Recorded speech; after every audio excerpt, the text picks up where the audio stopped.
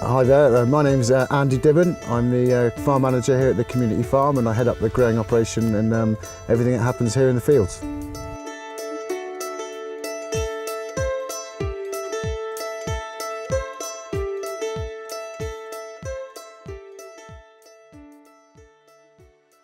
My sort of route into farming, I suppose, started when I was sort of a young lad, and we had a sheep farm that I grew up on, and I loved that. And ever since growing up on a sheep farm, I've always sort of enjoyed the outdoors and much preferred working in the outdoors. My career took a varied path. It took me quite a while to get going on any kind of career. I enjoyed my youth a bit too much and carried on enjoying it into my late 20s. I've been working on an organic veg farm quite nearby that had gone bust and gone under.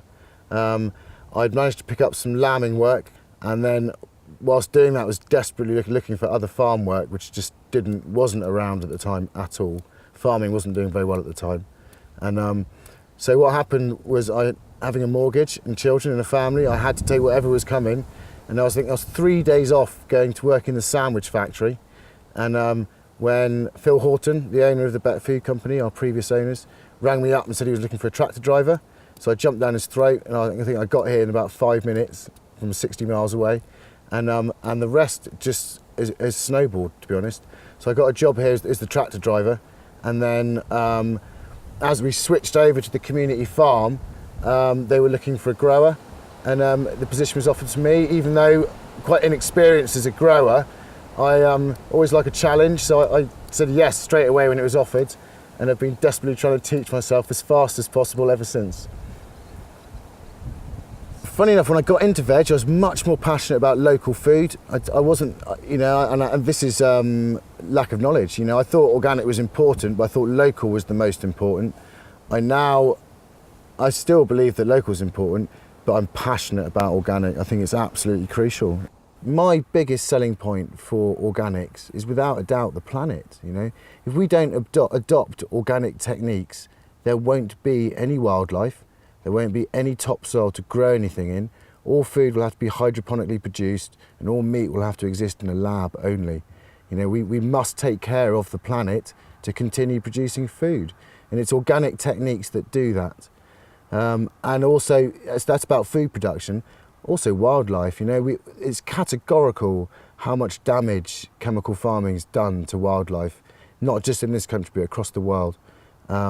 No one can debate that. It's absolute categorical evidence. Bird populations in this country have been decimated by insecticides essentially, and habitat destruction. But I would include ripping hedgerows out and farming to within 3 centimetres of a hedge. It's habitat destruction as much as motorways and housing estates are. So it's not urban development that's destroying habitats, it's intensive farming just as much. So that, for me, it's environmental reasons that organic is so important. It's not a choice, it's a necessity, really. I said I had a slightly wild youth that went into my late 20s that involved quite a lot of substance misuse. And I got to the point where it was a bit of a tipping point, really. It could have gone either way. And actually, having wrestled my life back from the brink as such, and to be making use of it in a constructive way now that benefits others, and that was not just in this job. I had a job I managed a care farm for a while, and in fact that really is what. Coming home from a day's work where you've given a lot of benefit to other people as well as have grown a lot of veg, I think that would be my biggest achievement, is wrestling my life from essentially a life of self-pleasure to one that was imparting pleasure to others as well.